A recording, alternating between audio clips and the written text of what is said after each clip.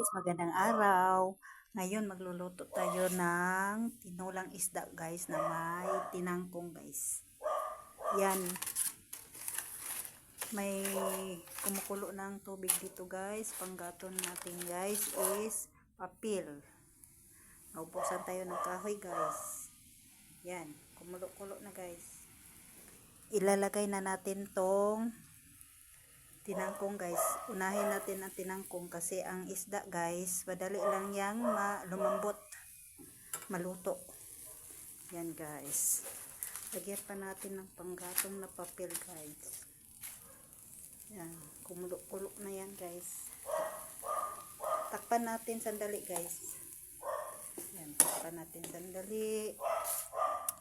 Takpan na. Mekos-mekos na yan guys. Mekos-mekos na yan sa init guys. Alam nyo guys, makaluto dito papel. Yan guys, mekos-mekos na siya. Ang dali lang kumulo guys. Kasi ang papel strong ang ano niya. Madaling umapoy, madaling mawala ang apoy. Kaya alert kayo guys kung papel ang gamitin nyo. Yan guys, at saka okay na yan guys, para crunchy guys. Ilalagay na natin tong isda guys, tinulang isda na may kangkong. Yan, ilalagay na natin to guys.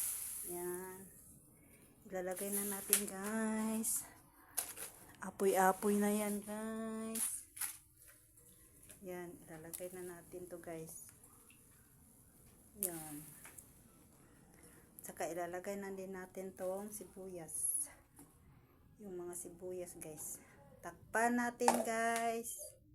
Takpan natin. Tapos hintayin natin kumulo guys. Pag kulo niyan, wala. Luto na yan. Mekos-mekos na yan sa aking panggatong na papel. Yan guys.